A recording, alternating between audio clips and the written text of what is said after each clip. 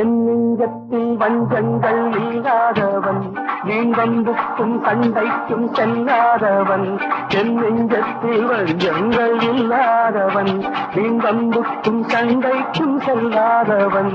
கைகட்டி வாய்மூடி யார் முன்னும் நான் நின்று ஆதாயம் தேடாதவன், அந்த ஆகாயம் போல் வாழ்பவன்.